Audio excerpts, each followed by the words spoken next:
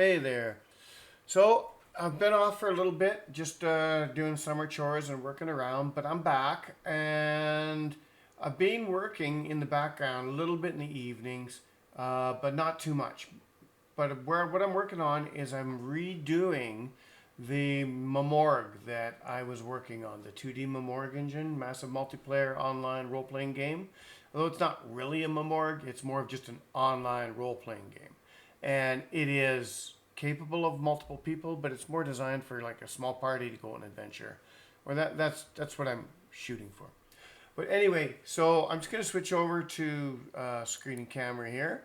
And what I've got up in front of me here is a video from my prior playlist. And you can see my character on here, and I'm starting at a raft. I'm just going to hit play. You can see the character walk around. You can see the animated waves that I had worked on to put in there. And the little raft on this continent. And then Dawn's house over there. So basically what this character had was I had been really working hard to get the paper doll system working. My main concern was I wanted everything customizable. I wanted to just like brown pants, green pants, pink pants, 5 different colors of hair, 12 different weapons. Like I wanted everything customizable, but I still wanted a pretty good art style to it, although I wasn't going for really realistic and stuff, even though that's what I truly wanted to accomplish. I wasn't doing that because it was just so much work to incorporate everything I wanted. And so that's where this had been left off. I had a town, I had watermill, where you could harvest resources, there were quests, everything was working pretty good. But you could see where that was at, and I stopped because I wasn't super happy. I was happy with what I had done, and I was happy where I had gotten to and accomplished, and it all looked pretty good, but it just wasn't what I wanted. So I went back to the drawing board, and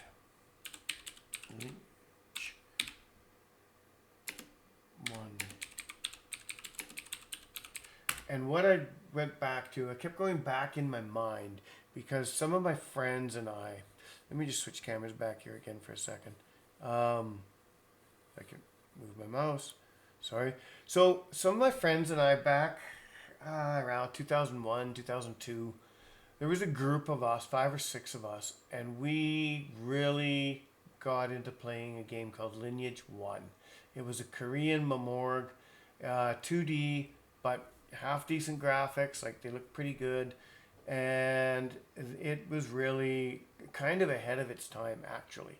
So it had your classic stereotypes. It had your fighter, it had your prince, your princess, your ranger was your elf class. You had your male or female of it, all of these, and you went out and you explored the world, and it was really designed for a bunch of people to play as a team. And the higher up levels you got, the more it wanted you to have more and more people together to go on raids, do dungeon crawls, take over castles from other groups of player characters. But what I always liked about it was I actually really enjoyed the art style, and I just liked the gameplay. So I'm just gonna try and find a couple of good screenshots here for you. Here's one. No, not really that great. Sure, we'll pull this one up here. Oh, that's a video. Sure, that'll work. It's a video. Let me just switch over here again. So what you can see in front of you here is you've got your characters on screen. So there's a knight character there. There's another knight there.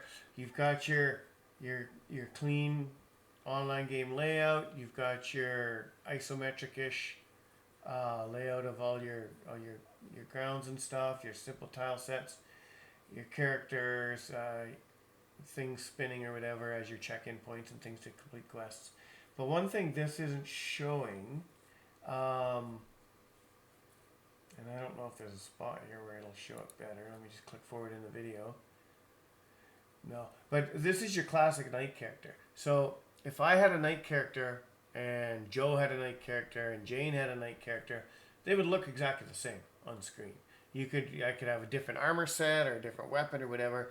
It would look the same on screen because we all had knights. And so that's more or less what I'm going for. And you can see by the action style or whatever, it's very Baldur's Gate-y,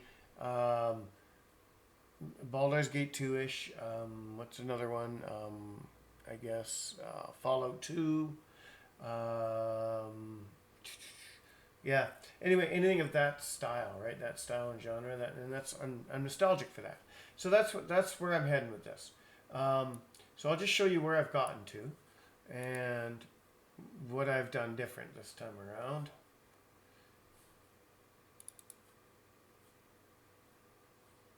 Oh, wait, is that the right one? So this is my original, and I can't actually log in or play anything because the server's down.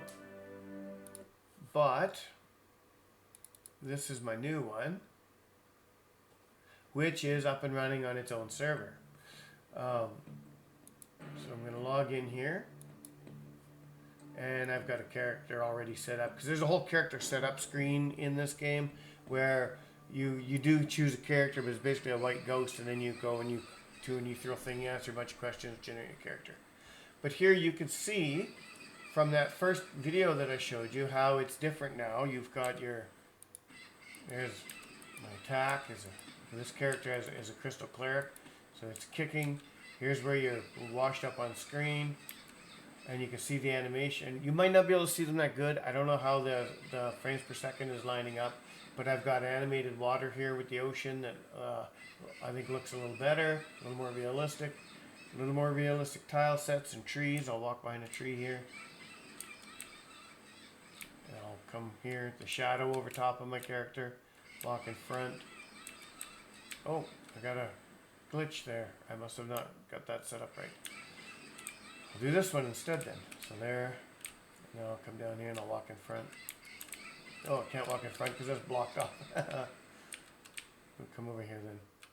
There we go. So I'm in front of the tree. I go behind the branches, etc., etc. And then this is a resource here. I can't do anything with it. It says over here in the corner, you required a bag. Equip the gathering bag. And now instead of that kicking animation, you can see I'm gathering.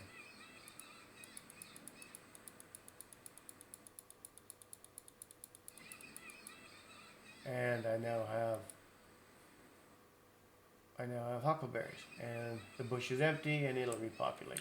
But anyway, that I just want to show you what I'm working on here. Now, a lot of these assets have come from Jesse over at PV Games. A lot of these assets I made myself. A lot of the tile sets and stuff I've done my own on. Like the animated translucent waters and things, I've made my own. But some of the things like these giant trees came from Jesse's Northfolk set. The characters, a lot of the characters all the player characters actually have come from Jesse's sets. Now I have modified a bunch, and I put in some of my own monsters and things like that. And you can see here on the rock cliffs and stuff that I've set up as a border, so you can't get there. Just how good the graphics are in this new version. This is much more what I was looking for. Now that being said, when a character equips a weapon and attacks, there's only going to be a few different types of weapons and attacks. You're not going to have 4 different swords and 4 different renders of swords to attack per character type. It'll be like one of whatever type of weapon they're able to use. If they can use multiple, it'll be one of that. So for instance, a crystal cleric will be able to use a hammer, a small beatdown hammer. So that'll be their primary weapon for the beginning of the game. Later on in the game, they'll get a mace. And they'll be able to use that, and then that will become the weapon. So, but you're going to have like 6 different versions of the hammer, or different upgrades and things as you process it. And it'll all use the same animation and the same character set. It's not going to change like I originally had planned in the first game. To have 90 million different graphics available for each class. But I do have 4 classes, male and female of each. And I'm just going to go into here to give you a quick little tour of what they look like. And I'll just go to images here. Oh, I'm in the wrong one. Sorry. That was the old one that I'd kept archived.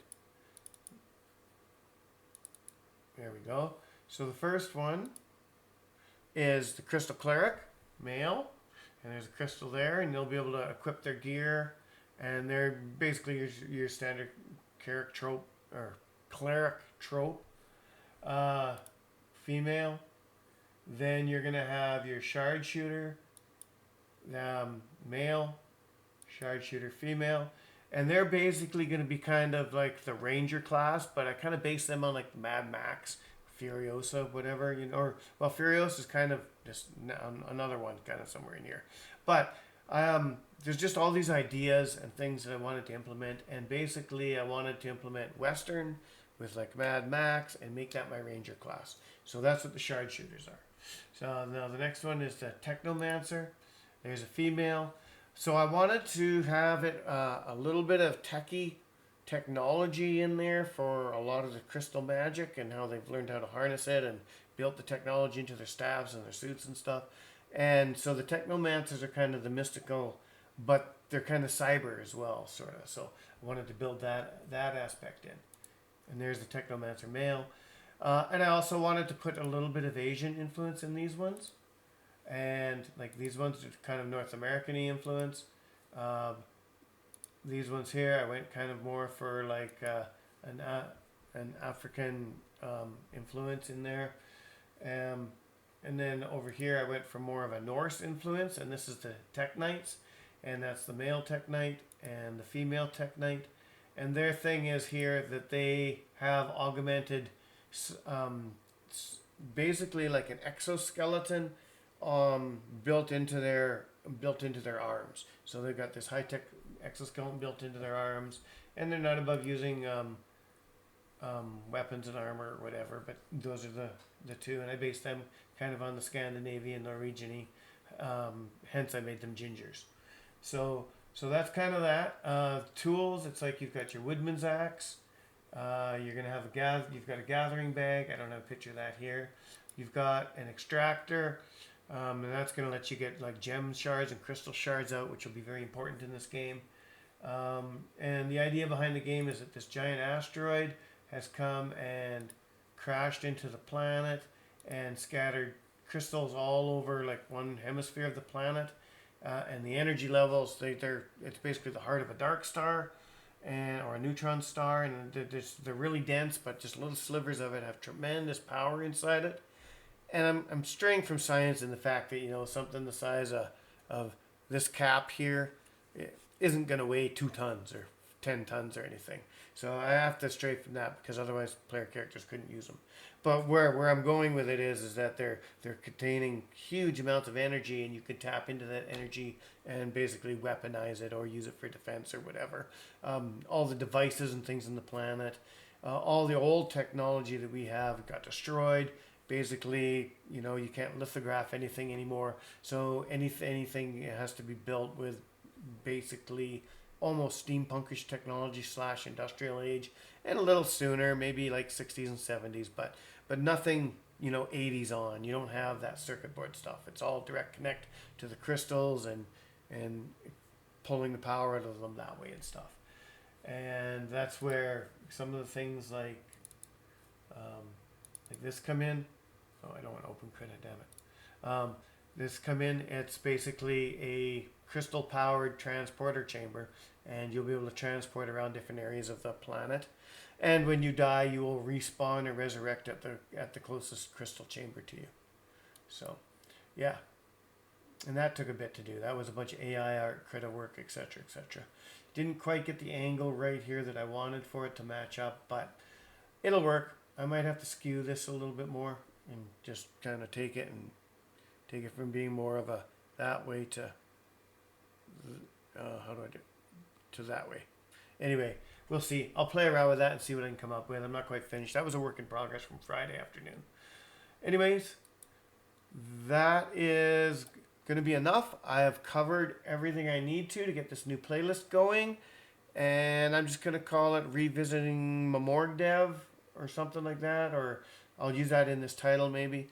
And have a great day. I'll see you in the next one. I don't know when they're going to come out. They're going to be less frequent, probably only once a week, maybe once every 2 weeks. It depends. It's summer now. There's a whole lot of outside chores and things to do with the family and stuff. So I'll get to them when I get to them. Stay tuned for the next one. Have a great day.